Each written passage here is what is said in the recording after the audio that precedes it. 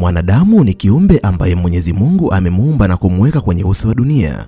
Mwanadamu amepewa mamlaka kubwa na Mwenyezi Mungu ya kuitawala dunia, vitu vilivyopo katika maji, kwenye ardhi na vitu vilivyopo angani.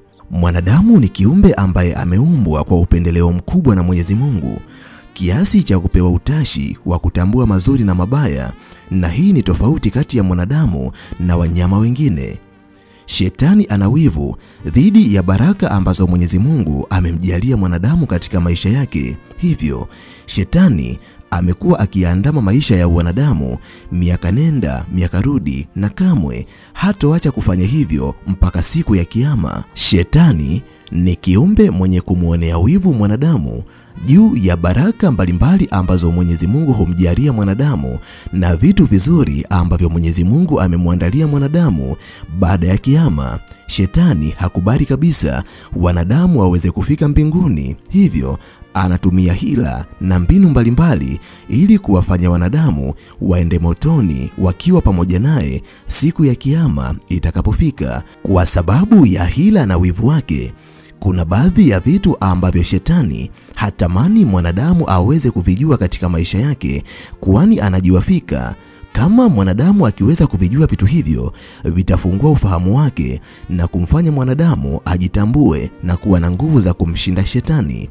Miongoni mwa vitu ambavyo Shetani hatamani wanadamu waweze kuvijua ni baadhi ya maandiko kwenye vitabu mbalimbali vya dini ambazo tunaziamini, kwani ni maandiko yenye nguvu sana ambayo kama mwanadamu akiweza kuyajua maandiko hayo, yatafungua akili yake na yatamuonesha mamlaka halisi ambayo anayo kwenye maisha yake, ikiwa ni pamoja na uwezo wa kumshinda Shetani. Ndani ya video hii nitakwenda kukuambia mistari 20 katika kitabu kitakatifu cha Biblia ambayo Shetani hataki wanadamu waweze kuijua, na nitakwambia ni kwa sababu gani Shetani hatamani binadamu waweze kuijua mistari hiyo 20 katika kitabu kitakatifu cha Biblia. Kabla sijafika mbali, naomba nikukumbushe, kama nawe ni moja kati ya watu wanaotamani kujifunza kuhusiana na mistari hiyo, basi video hii imetengenezwa mahususi kwa ajili yako ili uendelee kujifunza mambo mbalimbali kupitia video zetu. Jiunge nasi kwa kusubscribe katika chaneli hii ya Fafanuo Media. Hapo utakuwa wa kwanza kupata video zetu pindi tunapoziweka kwenye chaneli hii. Hautajutia MB zako, kwani mara zote tunajitahidi kuwa bora zaidi ya jana. Asante, enjoy. Ifuatayo ni mistari 20 katika kitabu kitakatifu cha Biblia ambayo Shetani hatamani wanadamu waweze kuijua. Namba 1, Yakobo 4 mstari wa 7. Ukisoma maandiko haya kwenye kitabu kitakatifu cha Biblia, imeandikwa, basi mtiini Mungu, mpingeni Shetani naye atawakimbia. Ukisoma maandiko haya kwa makini, utakuja kugundua kuwa haya ni maandiko ambayo yamemfunulia mwanadamu mamlaka aliyokuwa nayo na sheria ambayo mwanadamu anatakiwa kuifuata.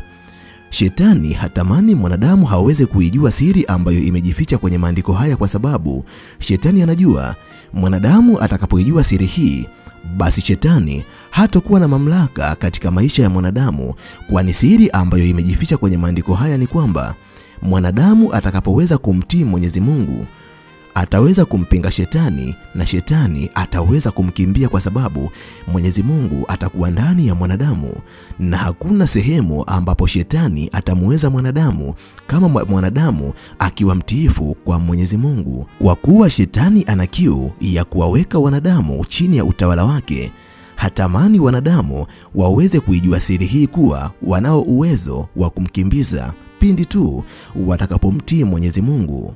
Namba 2, Yohana wa kwanza sura ya 4 mstari wa 4.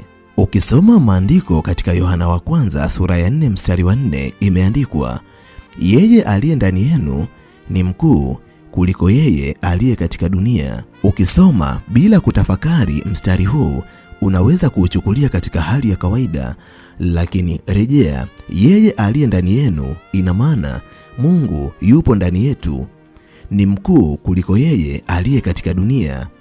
Inamaanisha Mwenyezi Mungu anaishi ndani ya kila mwanadamu anayemwamini. Shetani hatamani wanadamu waweze kuijua siri hii kwa sababu anajua pindi mwanadamu atakapojua Mungu yupo ndani yake, basi hofu zote zitapotea, kwani mwanadamu atakuwa ameshajua kuwa kwa kuwa Mwenyezi Mungu ambaye yeye ndiye mkuu yupo ndani yake, hakuna kiumbe yeyote katika uso wa dunia ambaye anaweza kumteteresha. Hata shetani mwenyewe hana uwezo wa kumsogelea mwanadamu ambaye Mungu yupo ndani yake. Namba 3, Warumi 8 mstari wa 37. Ukisoma kitabu kitakatifu cha Biblia, maandiko haya yanasema, lakini katika mambo yote tutashinda na zaidi ya kushinda kwa yeye atupendaye. Huu ni mstari ambao unaelezea upendo wa Mwenyezi Mungu kwa wanadamu, lakini pia kwa sababu ya upendo ambao Mwenyezi Mungu anao kwa wanadamu, wanadamu watashinda katika mambo yote. Unajua kwa sababu gani shetani hatamani uweze kujua mstari huu? Ni kwa sababu huu ni mstari ambao unakuthibitishia ushindi katika mambo yote ambayo yanakuja kwenye maisha yako.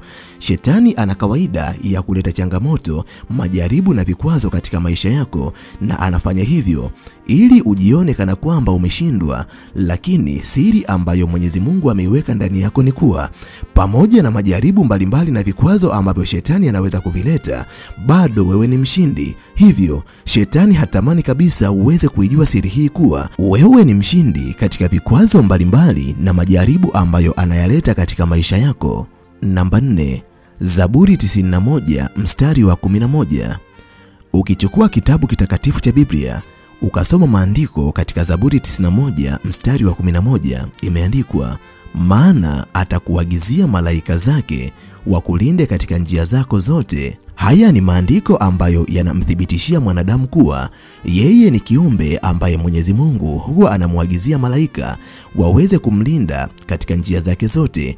Haijalishi adui atapigana na wewe kwa nyakati gani, atatumia silaha gani, Mwenyezi Mungu ataendelea kuwa upande wako, na siku zote malaika watakapoweza kukulinda, hakuna shetani anayeweza kuja na kukuzuru kwenye maisha yako.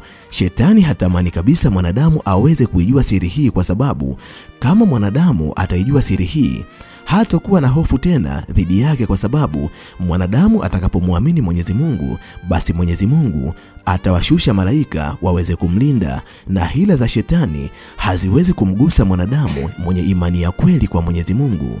Namba 5, Isaya 54 mstari wa 17. Ukisoma maandiko katika kitabu kitakatifu cha Biblia, Isaya 54 mstari wa 17, imeandikwa, silaha itakayofanyika juu yako haitafanikiwa. Miongoni mwa mambo ambayo huendelea katika maisha ya wanadamu ni kukabiliana na maadui mbalimbali ambao huja kwa ajili ya kuyadhuru maisha ya mwanadamu. Mara zote baadhi ya maadui ambao huja na kuyadhuru maisha yako ni mawakala wa shetani, kwani kuna muda shetani huwatumia mawakala wake, wakiwepo majini wabaya pamoja na wachawi. Lakini jambo ambalo unatakiwa kulijua na kuliweka akilini, kila silaha ambayo itaelekezwa upande wako haitaweza kufanikiwa, na haya ni maandiko ambayo yanakuthibitishia kuwa utakapokuwa upande wa Mwenyezi Mungu, hata shetani hawezi kukudhuru kwa chochote. Shetani hatamani kabisa wanadamu waweze kuijua siri hii, kwa sababu shetani huwa anatamani wanadamu wahisi yeye ni mwenye nguvu kuliko yeyote katika maisha ya wanadamu, na ndiyo maana shetani ana kawaida ya kuleta majaribu mbalimbali kama alivyomjaribu Ayubu, mpaka mke wa Ayubu akakata tamaa na kumtaka Ayubu amkufuru Mwenyezi Mungu ili Mwenyezi Mungu aweze kumuua. Lakini kwa sababu ya imani thabiti ya Ayubu, Ayubu aliweza kuyashinda majaribu ya shetani, na mwisho wa siku Mwenyezi Mungu akaweza kumbariki maradufu. Hivyo shetani hatamani uweze kuijua siri hii, kwa sababu utakapoijua siri hii hautamuogopa tena, bali utakuwa mwanadamu ambaye unajua kabisa hata shetani akituma mawakala wake wakatumia silaha nzito juu yako, hawataweza kufanikiwa kukuzuru, kwa sababu wewe ni mtu ambaye unalindwa na Mwenyezi Mungu. Namba 6, Wafilipi 4 mstari wa 13. Maandiko yanasema, na yaweza mambo yote katika yeye anitiaye nguvu. Miongoni mwa vitu ambavyo unatakiwa kuvijua na kuviweka akilini, shetani hapendi mtu mwenye ujasiri wa kiimani, kwani mwanadamu anapokuwa na ujasiri wa kiimani, hata shetani akimwekea vikwazo mbalimbali mbele ya macho yake, anaweza kuvishinda, kwa sababu mwanadamu mwenye imani ya kweli, hakuna chochote ambacho kitamshinda. Shetani anatamani mwanadamu atawaliwe na hofu ili aweze kumtawala katika namna mbalimbali, lakini mwanadamu anapojua siri hii kuwa atakapomwamini Mwenyezi Mungu hakuna jambo lolote ambalo litamshinda, kwani atayaweza mambo yote katika yeye amtiaye nguvu, shetani anakuwa ni kiumbe ambaye anakasirika sana anapojua kuwa unaijua siri hii, kwani shetani anatamani uwe na hofu ili aweze kukutawala. Namba 7, Yeremia 29 mstari wa 11. Maandiko katika kitabu kitakatifu cha Biblia yanasema, maana ninajua mawazo ninayowawazia ni mawazo ya amani, wala si ya mabaya. Shetani ni kiumbe ambaye anatamani kuwakatisha binadamu tamaa, na ndiyo maana hataki wanadamu waweze kuijua siri hii, kwani mwanadamu atakapojua siku zote Mwenyezi Mungu anamuwazia mema, hata mwanadamu atakapokuwa anapita katika magumu, mwanadamu ataijua siri kuwa magumu ambayo anapitia yana sababu nzuri ndani yake. Inawezekana Mwenyezi Mungu anamuandaa ili kumfanya mkuu katika nyanja fulani, kwani kuna wakati Mwenyezi Mungu huwa anakubali shetani aweze kukujaribu, kwa sababu Mungu anahitaji kukufanya kuwa bora kuliko watu wengine.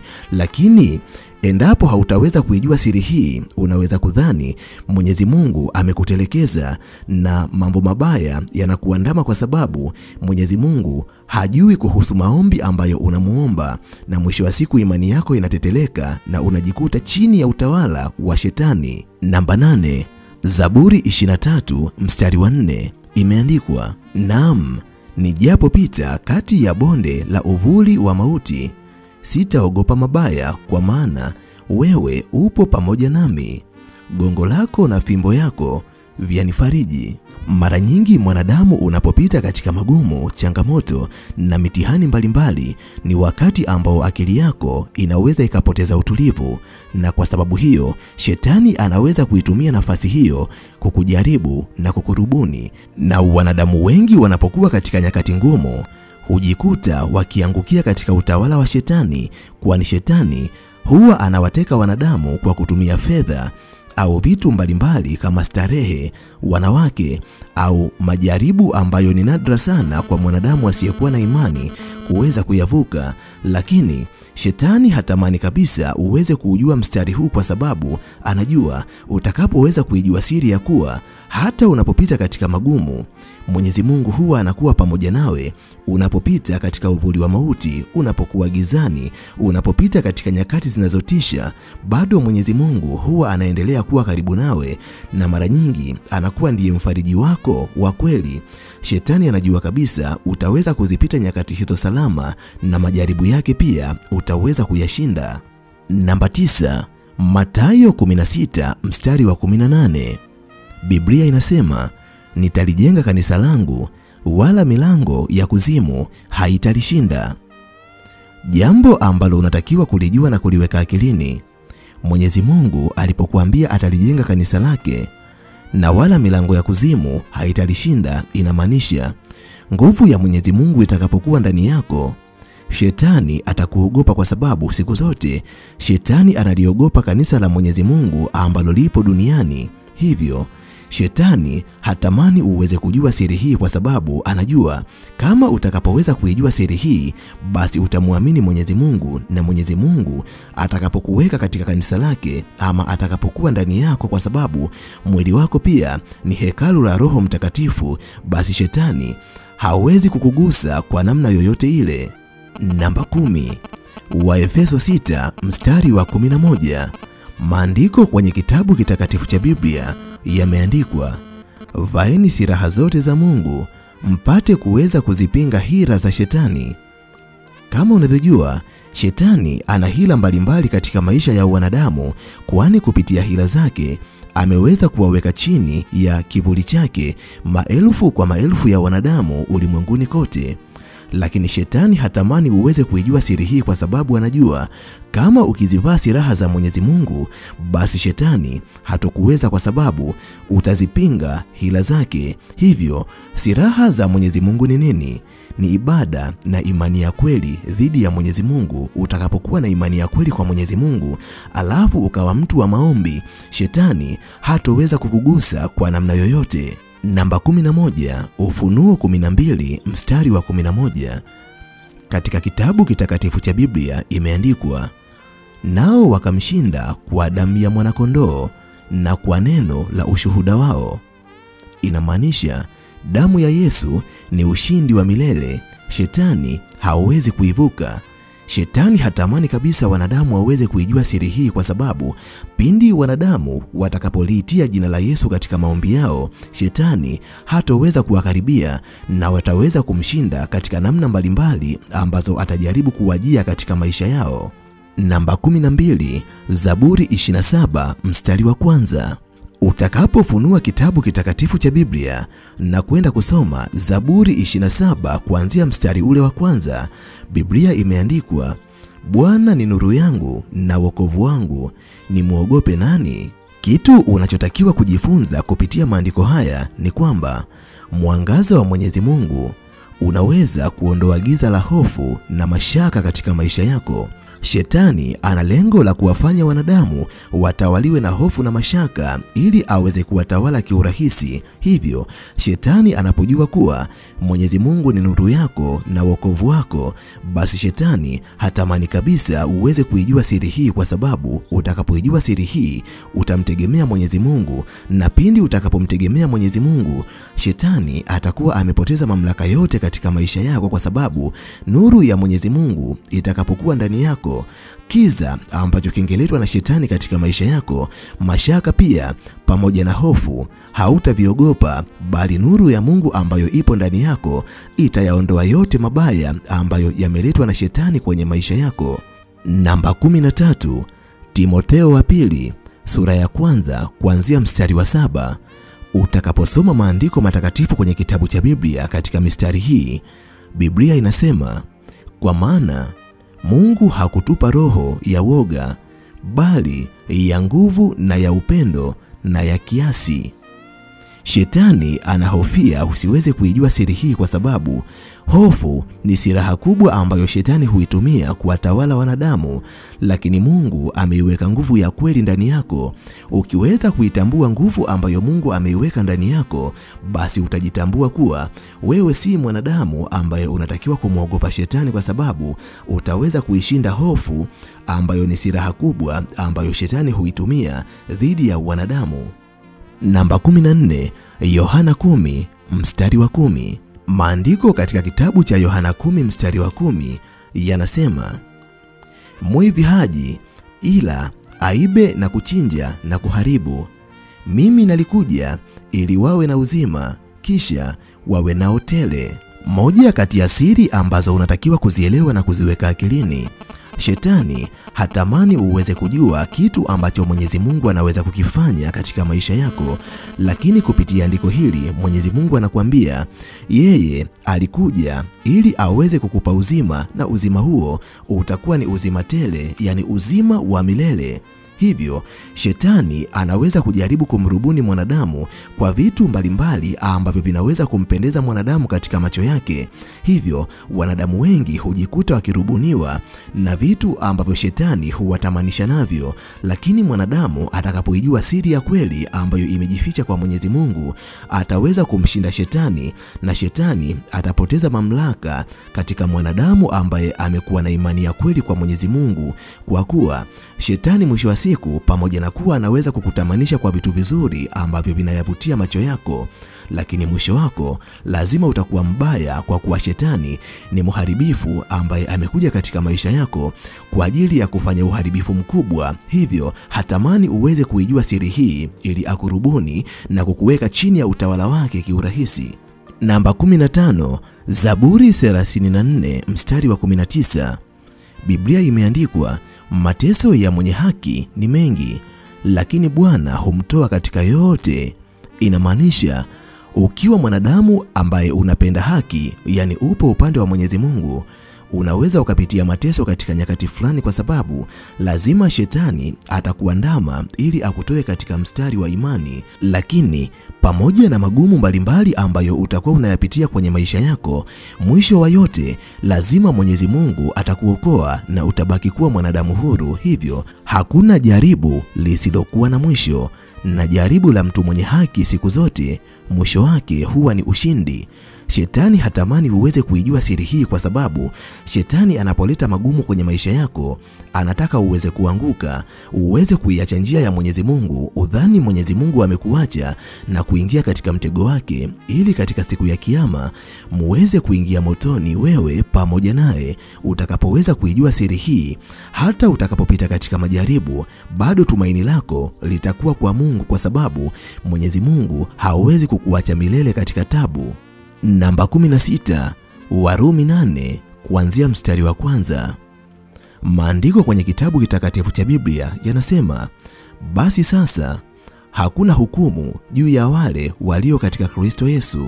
Shetani hupenda kuwafanya wanadamu wajihisi wenye hatia nyakati zote, kwani shetani anapenda kuwahukumu wanadamu, lakini shetani hatamani uweze kuijua siri hii, kwa sababu Yesu alikwisha lipia yote. Wewe ni mwanadamu huru ambaye Mwenyezi Mungu hatakuhukumu bali atakuzawadia uzima wa milele. Shetani atakapojua umeijua siri hii huwa anakasirika sana, kwa sababu utaweza kujitoa katika mikono yake na kujikabidhi katika mikono ya Mwenyezi Mungu, kwa kuwa Mwenyezi Mungu hatawahukumu watu wenye haki. Namba 17, Yohana 8 mstari wa 32. Maandiko yanasema, nanyi mtaifahamu kweli, nayo kweli itawaweka huru. Moja kati ya vitu ambavyo unatakiwa kuvijua na kuviweka akilini, binadamu wengi ambao wapo chini ya utawala wa kishetani wamefungwa minyororo ya kiroho. Wapo baadhi ya binadamu ambao roho za kimaskini zinawaandama. Wapo baadhi ya wanadamu ambao wamefungwa minyororo ya magonjwa na laana, nuksi na mikosi havijawahi kuacha kuwaandama katika maisha yao. Ni vitu ambavyo shetani hupenda kuvipeleka kwa wanadamu ili waendelee kuwa chini ya utawala wake, lakini Mwenyezi Mungu anatuambia pindi tutakapoifahamu kweli atatuweka huru. Ina maana ya kuwekwa huru ni Mwenyezi Mungu kuikata minyororo yote ambayo shetani amekufunga, na shetani hatamani kabisa uweze kujua uhalisia huu, kwa sababu pindi utakapoweza kujua uhalisia huu ukaijua kweli, basi Mwenyezi Mungu atakapokuweka huru itakuwa ni hasara kwa shetani, hali ya kuwa shetani anatamani kukuona ukiwa chini yake mpaka mwisho wa dunia. Namba 18, Zaburi ya 46 mstari wa 1. Biblia imeandikwa, Mungu ni kimbilio letu na nguvu yetu, msaada utaonekana wakati wa mateso. Miongoni mwa vitu ambavyo shetani hatamani uweze kuvijua ni kuwa utakapopita katika wakati wa mateso ukimtegemea Mwenyezi Mungu, Mungu atakuwa nguvu yako na siku zote atakuletea msaada utakapokuwa katika tabu au katika mateso. Lakini lengo la shetani anapoleta majaribu mbalimbali katika maisha yako, huwa anatamani uweze kupoteza tumaini na kujikuta ukimpigia magoti kama alivyomjaribu Yesu. Lakini kwa sababu Yesu hakuwa mwanadamu wa kawaida, alikuwa na nguvu ya kiungu ndani yake, aliweza kuyashinda majaribu ya shetani. Ndivyo ilivyo hata wewe, ukiwa na nguvu ya Mwenyezi Mungu ndani yako, haijalishi shetani ataleta majaribu magumu kwa kiwango gani kwenye maisha yako, bado utaweza kuwa mwanadamu imara ambaye utamshinda na utakuwa huru siku zote za maisha yako. Namba 19, Waefeso 3 mstari wa 20. Biblia imeandikwa, basi atukuzwe yeye awezaye kufanya mambo ya ajabu zaidi ya yote tuyaombayo au tuyawezayo. Ina maana Mwenyezi Mungu anaweza kukupa hata zaidi ya kile ulichokiomba, lakini pia Mwenyezi Mungu anaweza kufanya mambo makubwa katika maisha yako, tena ya ajabu ambayo yamevuka kipimo cha fikra zako. Shetani hatamani uweze kuijua siri hii, kwa sababu mara nyingi shetani anapenda kujitwalia utukufu wa Mwenyezi Mungu. Lakini jambo ambalo unatakiwa kulijua, nguvu ya Mwenyezi Mungu haina mipaka. Shetani anachukia sana ukimwamini Mwenyezi Mungu, kwa sababu Mwenyezi Mungu atakulinda na atakufanya kuwa chini yake, jambo ambalo litazuia mamlaka ya shetani kufanya kazi katika maisha yako. Namba 20, Mathayo 28 kuanzia mstari wa 18 mpaka wa 20. Biblia inasema, Yesu akasema, nimepewa mamlaka yote mbinguni na duniani. Inamaanisha utakapokuwa mtu ambaye unamwamini Yesu Kristo, utaishi ndani ya mamlaka hiyo. Hivyo hakuna shetani ambaye anaweza kuyadhuru maisha yako wala anayeweza kukugusa. Na siri hii shetani hatamani kabisa uweze kuijua katika maisha yako, kwa sababu pindi utakapoijua, shetani hatakuweza tena katika maisha yako. Mimi kwa leo ninaomba nishie hapa. Ninahitimisha nikiamini kuna jambo kubwa ambalo umejifunza kupitia video hii. Nikutakie wakati mwema na tukutane tena katika video ijayo. Nami mpaka hapo sina la ziada zaidi ya kusema bye. Nimalize kwa kusema ninawapenda sana sana zaidi ya sana.